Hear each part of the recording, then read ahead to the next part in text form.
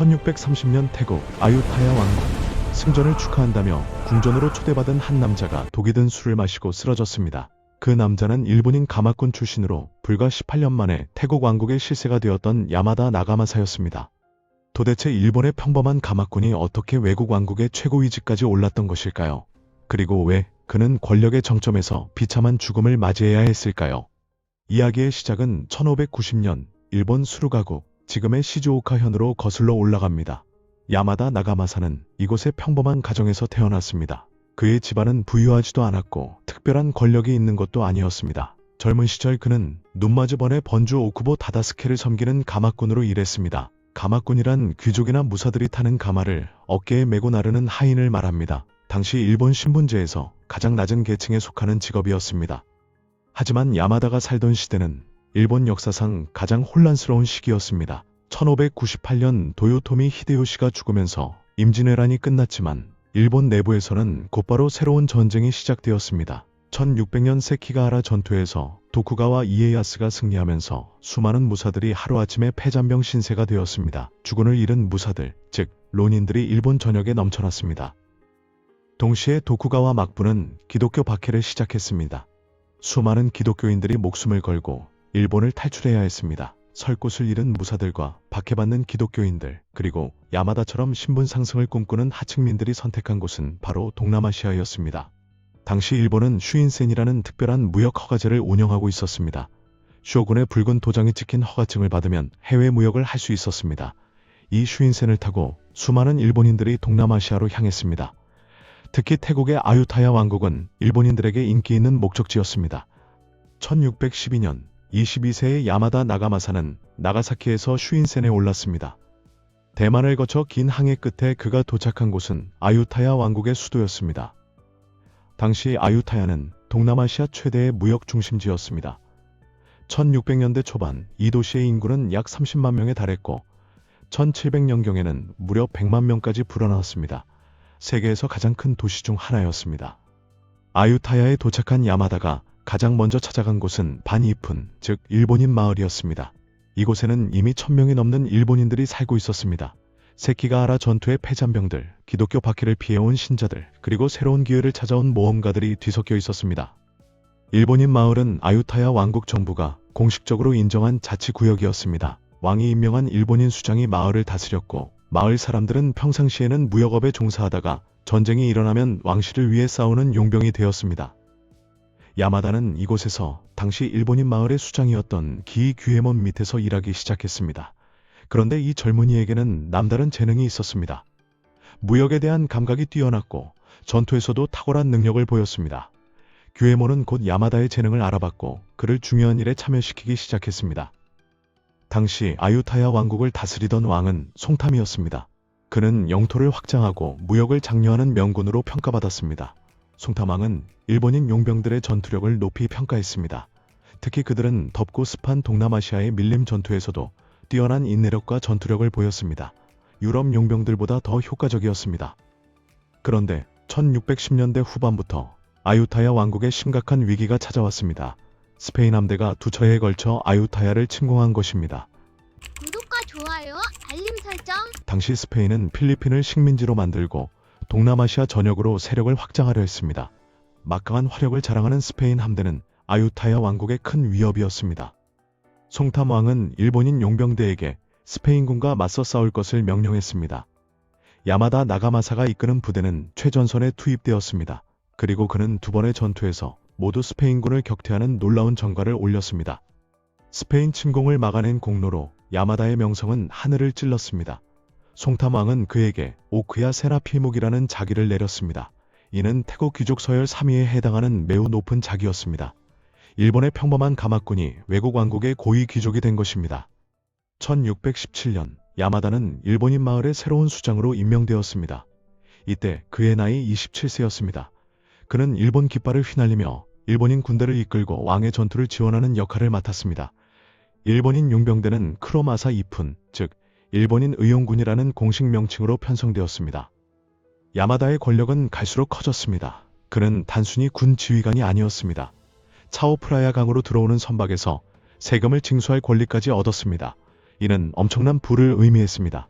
차오프라야 강은 아유타야의 생명선이었고 모든 무역선이 이 강을 통과해야 했기 때문입니다. 1624년 야마다는 자신의 배를 타고 일본을 방문했습니다. 그는 태국에서 가져온 사슴 가죽 등을 나가사키에서 팔고 3년간 일본에 머물렀습니다. 이때 그는 도쿠가와 막부로부터 슈인센 허가를 받으려 했지만 실패했습니다. 막부는 그를 단지 태국 왕실에 봉사하는 외국인으로 보았을 뿐입니다. 1626년 야마다는 고향 시즈오카의 한 사찰에 자신의 전함을 그린 그림을 기증했습니다. 그 그림에는 18문의 서양식 대포를 장착한 거대한 전함과 사무라이 갑옷을 입은 선원들이 그려져 있었습니다. 이 그림은 화재로 소실되었지만 사본이 지금도 남아 있습니다. 같은 해 송탐 왕은 야마다를 나콘시탐 마랏의 총독으로 임명했습니다. 나콘시탐 마랏은 태국 남부 말레이 반도에 위치한 중요한 지역이었습니다. 이곳은 리골이라고도 불렸는데 외적의 침입이 잦은 전략적 요충지였습니다. 총독 임명은 곧 야마다에 대한 송탐 왕의 절대적 신임을 의미했습니다. 야마다는 나콘시탐 마랏에서도 탁월한 통치력을 보였습니다. 그는 외적의 침입을 막아내고 지역을 안정시켰습니다. 1628년에는 네덜란드 동인도 회사와도 협상을 벌였습니다. 네덜란드 군함이 아유타야의 상선을 억류하자 야마다가 강력히 항의했고 네덜란드는 외교 갈등을 원하지 않아 배를 풀어주었습니다. 당시 일본인 마을의 인구는 계속 증가하고 있었습니다. 1620년대 후반에는 7,000명에서 8,000명까지 불어났습니다. 일본인들은 무역으로 막대한 부를 축적했고 특히 사슴가죽 무역을 독점하다시피 했습니다. 그들은 사슴가죽을 일본에 수출하고 그 대가로 일본 은과 고급 수공예품을 들여왔습니다. 하지만 이런 번영이 오래갈 수는 없었습니다. 일본인들의 세력이 너무 커지자 다른 세력들이 위협을 느끼기 시작한 것입니다. 특히 화교 상인들은 일본인들과 무역권을 놓고 경쟁 관계에 있었습니다. 그들은 아유타야 궁정에 일본인들을 견제해야 한다고 끊임없이 로비했습니다. 1629년 모든 것이 바뀌었습니다. 송탐 왕이 38세의 나이로 갑자기 사망한 것입니다. 송탐 왕은 죽으면서 두 사람에게 왕자를 부탁했습니다. 한 명은 야마다 나가마사였고 다른 한 명은 시월라원이었습니다. 송탐 왕의 장남 체타티라시 25대 왕으로 즉위했습니다. 하지만 젊은 왕은 얼마 가지 못해 암살당했습니다. 권력 다툼이 시작된 것입니다. 체타티라스의 동생 아티타야원이 26대 왕으로 즉위했지만 그는 너무 어렸습니다. 아유타야의 관리들은 송탐왕의 사생아 출신인 시월라원이 왕위에 오르기를 원했습니다. 시월라원은 이미 차오프라야 카라홈스리 야원으로 승진해 있었고 왕실에서 막강한 영향력을 행사하고 있었습니다. 하지만 왕실 근위대장인 야마다 나가마사는 완강히 반대했습니다. 그는 송탐왕의 유언을 지켜야 한다고 주장했습니다. 어린 왕을 보호하고 정통 왕위 계승을 지키는 것이 신하의 도리라고 믿었던 것입니다. 야마다의 반대는 궁정 내에서 큰 파문을 일으켰습니다. 그 누구도 감히 시월라원을 정면으로 막아서지 못하는 상황에서 오직 야마다만이 직언을 서슴지 않았습니다. 사무라이다운 기계였지만 그것은 동시에 자신의 목숨을 거는 위험한 행동이기도 했습니다. 시월라원에게 야마다는 이제 제거해야 할 눈의 가시가 되었습니다. 게다가 일본인들의 세력이 계속 커진다면 자신의 권력 기반도 위협받을 수 있었습니다. 시월라원은 결국 야마다를 중앙정계에서 밀어내기로 결심했습니다. 1629년 야마다는 리골 지역의 방위를 이유로 다시 나콘시탐 마랏으로 파견되었습니다. 겉으로는 중요한 임무처럼 보였지만 실제로는 변방으로의 좌천이었습니다. 야마다는 아유타야 중앙정치에서 완전히 고립되었습니다. 하지만 야마다는 포기하지 않았습니다. 나콘시탐 마랏에서도 그는 뛰어난 통치력을 보였습니다. 1630년 말레이 반도 중부의 파타니 왕국이 반란을 일으키자 야마다는 군대를 이끌고 출정했습니다. 파타니는 말레이계 왕국으로 오랫동안 아유타야에 저항해왔습니다. 야마다의 군대는 파타니군과 치열한 전투를 벌였습니다. 그런데 전투 중에 야마다가 다리에 부상을 입었습니다. 상처는 깊었지만 치명적이지는 않았습니다. 야마다는 궁정으로 돌아와 치료를 받았습니다. 그런데 이상한 일이 벌어졌습니다. 상처에 바른 고약을 바른 후 야마다의 상태가 급격히 악화된 것입니다. 얼마 지나지 않아 그는 심한 고통 속에서 숨을 거두었습니다. 나이 40세였습니다. 네덜란드 동인도 회사의 기록에는 충격적인 내용이 남아 있습니다. 야마다의 상처에 바른 고약에는 도곡이 들어있었다는 것입니다. 그리고 이 독산 시월라원, 즉 프라사통의 밀명에 의한 것이었다고 기록되어 있습니다. 또 다른 기록에는 조금 다른 이야기가 전해집니다. 시월라원이 전쟁에서 공을 세운 야마다를 축하한다며 궁정 연회에 초대했다는 것입니다. 그리고 그 자리에서 독이 든 술을 마시게 했다고 합니다. 야마다는 술에 독이 들어있는 줄 모르고 마셨고 그 자리에서 쓰러졌습니다. 어느 쪽이 진실인지는 확실하지 않습니다. 하지만 분명한 것은 야마다 나가마사가 정치적 암살의 희생자가 되었다는 사실입니다. 18년간 아유타야 왕국에서 쌓아올린 모든 것이 하루아침에 무너졌습니다. 야마다의 죽음은 시작에 불과했습니다. 그의 사후 나콘시타 마라 총독직은 아들 쿤 세나피목이 계승했습니다. 하지만 얼마 지나지 않아 그마저 일본인 용병 내부의 다툼으로 살해되었습니다. 일본인 지도부가 완전히 무너진 것입니다. 같은 해 마침내 시올라원이 왕위에 올랐습니다. 그는 프라사통 왕이 되었습니다. 그리고 즉위하자마자 충격적인 명령을 내렸습니다. 일본인들이 반란을 일으킬 가능성이 있다는 이유로 아유타야 일본인 마을을 불태우라는 것이었습니다. 4,000명의 군대가 일본인 마을을 습격했습니다.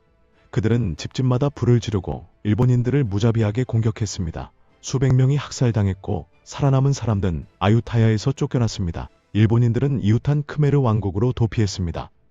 300년이 넘도록 번성했던 아유타야 일본인 마을은 하루아침에 완전히 파괴되었습니다. 수천 명의 일본인들이 삶의 터전을 잃었습니다. 그들 중 일부는 3년 후인 1633년에 다시 아유타야로 돌아왔지만 예전의 영광은 되찾을 수 없었습니다. 일본 내도 막부는 아유타야에서 일본인들이 학살되고 추방되었다는 소식을 들었습니다. 막부는 이를 일본에 대한 공격으로 판단했고 보복 차원에서 태국에 대한 슈인센 허가를 취소했습니다. 아유타야 정부가 무역 재개를 요청했지만 일본은 거부했습니다. 1636년 일본은 쇄국 정책을 전격 단행했습니다. 일본인의 해외 도항이 완전히 금지되었고 해외에 나가 있던 일본인들의 귀국도 금지되었습니다. 아유타야에 남아있던 일본인들은 본국으로 돌아갈 수도 없게 되었습니다. 일본인들이 태국에서 쫓겨난 후 그 빈자리는 네덜란드가 차지했습니다. 네덜란드 동인도 회사는 아유타야와의 무역을 독점하며 막대한 이익을 챙겼습니다. 일본인 마을의 몰락으로 가장 큰 이익을 본 것은 네덜란드였던 셈입니다. 18세기까지 소수의 일본인들이 아유타야에 남아 중간 상인 역할을 하며 살았습니다. 하지만 그들은 점차 태국 민족에게 동화되어 갔고 지금은 그 후손들을 찾을 수 없습니다. 다만 몇몇 태국 사람의 성의 이푼, 즉 일본이라는 단어가 남아 일본인의 후예라는 흔적을 보여줄 뿐입니다. 야마다 나가마사는 그 후 태국과 일본에서 오랫동안 잊혀졌습니다. 그가 다시 역사의 무대로 돌아온 것은 2차 세계대전 때였습니다. 일본 군국주의자들은 동남아시아를 침공하면서 야마다를 다시 살려냈습니다. 그들은 야마다를 일본의 동남아시아 진출을 정당화하는 상징으로 이용했습니다. 1938년 일본 해군 연습함대가 아유타야 일본인 마을터에 야마다 나가마사를 제신으로 하는 신사를 건립했습니다. 군국주의 시절 일본 도덕 교과서는 야마다를 소개하면서 320년 전에 야마다 나가마사가 샴에 갔다. 그 샴은 지금 태국이다라고 서술했습니다. 마치 태국이 일본의 속국인 양 떠들어댔습니다. 하지만 태국 역사가들은 일본이 주장하는 야마다 나가마사의 업적에 동의하지 않습니다. 그들은 야마다가 용병에 지나지 않았으며 왕실에 충성한 신하였을 뿐이라고 주장합니다. 야마다를 영웅으로 포장하는 일본의 시도를 경계하는 것입니다. 전쟁이 끝난 후 일본 정부는 1915년에 야마다 나가마사에게 정사위 관위를 추중했습니다. 그의 고향 시즈오카에는 동상이 세워졌고 매년 9월에 태국과의 우호를 상징하는 축제가 열립니다. 이 축제에서는 코끼리에 올라탄 사무라이가 주인공으로 등장합니다. 2010년에는 태국에서 야마다 아유타야의 사무라이라는 제목의 액션 영화가 제작되어 인기를 얻었습니다. 일본과 태국의 오래된 역사적 유대관계를 보여주는 영화였습니다. 일본에서도 여러 소설과 영화로 그의 이야기가 재생산되고 있습니다. 야마다 나가마사의 이야기에는 여전히 수수께끼가 많습니다. 그가 정말로 송탐왕의 딸인 샴공주와 결혼했는지, 호주 동해안에 보물을 숨겼다는 이야기는 사실인지, 그의 정확한 출생 연도는 언제인지 이 모든 것이 명확하지 않습니다. 하지만 분명한 사실이 있습니다. 일본의 평범한 가마꾼이 외국 왕국의 최고 위치까지 올랐다는 것, 그리고 권력 투쟁의 희생양이 되어 비참한 죽음을 맞이했다는 것입니다. 야마다의 이야기는 17세기 초 동남아시아로 흘러간 수천 명의 일본인들 이야기이기도 합니다. 임진왜란 이후 폐잔병이 된 무사들, 세키가하라 전투에서 진쪽의 무사들, 기독교 박해를 피해 도망친 신자들, 그리고 신분 상승을 꿈꾸던 하층민들, 이들은 모두 생존을 위해 더 나은 삶을 위해 위험한 항해를 감행했습니다. 그들 중 일부는 야마다처럼 성공했고 많은 이들은 이름도 없이 사라졌습니다. 하지만 그들 모두는 당시로서는 상상할 수 없는 국제적 모험가들이었습니다. 수말리 떨어진 낯선 땅에서 새로운 삶을 개척한 개척자들이었습니다. 야마다의 죽음은 또 다른 의미를 담고 있습니다. 아무리 뛰어난 능력을 가지고 있어도, 아무리 큰 공을 세워도 권력의 중심부에서 정치적 줄타기에 실패하면 모든 것을 잃을 수 있다는 교훈입니다. 야마다는 송탐왕의 유언을 지키려 했습니다. 그것이 신하의 도리라고 믿었습니다. 하지만 그 충성심이 오히려 그의 목숨을 앗아갔습니다. 시월라원의 왕이 찬탈을 막으려 했던 그의 시도는 결국 자신의 파멸을 불러왔습니다. 과연 야마다는 다른 선택을 할 수 있었을까요? 만약 그가 시월라원의 편에 섰다면 어땠을까요? 아마도 더 높은 지위에 올랐을 수도 있고 목숨을 부지할 수도 있었을 것입니다. 하지만 그것은 사무라이의 길이 아니었습니다. 야마다는 끝까지 자신의 신념을 지켰습니다. 그리고 그 대가로 목숨을 잃었습니다. 이것이 비극인지 영웅적 죽음인지는 보는 이의 관점에 따라 다를 것입니다. 일본인 마을의 파괴는 동남아시아 일본인 공동체의 종말을 의미했습니다. 일본의 쇄국 정책과 맞물려 일본인들의 해외 진출은 완전히 막혔습니다. 200년 이상 동남아시아 각지에 형성되었던 일본인 정착촌들이 하나둘씩 사라졌습니다. 이것은 일본 역사에서 매우 독특한 시기였습니다. 쇄국 이전 일본인들은 매우 활발하게 해외로 진출했고 동남아시아 전역에서 중요한 역할을 했습니다. 하지만 쇄국 이후 이 모든 것이 단절되었고 일본은 200년 이상 고립된 섬나라로 남게 됩니다. 야마다 나가마사의 이야기를 통해 우리는 무엇을 배울 수 있을까요? 첫째, 능력만으로는 충분하지 않다는 것입니다. 야마다는 탁월한 군사 지휘관이었고 뛰어난 통치자였습니다. 하지만 정치적 감각이 부족했고 권력의 흐름을 읽지 못했습니다. 능력과 정치력은 별개의 것입니다. 둘째, 외부인이 권력의 중심에 오르는 것의 위험성입니다. 야마다는 아무리 높은 지위에 올라도 결국 일본인이었습니다. 아유타야 왕국의 토착 세력에게 그는 언제든 제거할 수 있는 외부인에 불과했습니다. 셋째, 권력의 공백기가 가장 위험하다는 것입니다. 송탐왕이 살아있을 때 야마다는 안전했습니다. 하지만 왕이 죽자 모든 것이 무너졌습니다. 권력의 보호자가 사라지면 그 아래에 있던 사람들도 위험에 처하게 됩니다. 야마다 나가마사. 그는 17세기 초 가장 극적인 삶을 살았던 일본인 중 한 명입니다. 가마꾼에서 외국 왕국의 실세까지 올랐던 그의 18년, 그리고 독배를 마시고 쓸쓸히 사라진 그의 마지막. 이 모든 것이 한편의 드라마 같지만 이것은 실제 역사였고 실제 한 사람의 인생이었습니다. 오늘날 태국 아유타야에 가면 일본인 마을터에 작은 박물관이 있습니다. 그곳에는 야마다 나가마사의 동상이 서 있고 당시 일본인들의 생활상을 보여주는 전시물들이 있습니다. 400년 전 그곳에서 꿈을 꾸었던 수천 명의 일본인들을 기억하기 위한 공간입니다. 역사는 언제나 반복됩니다.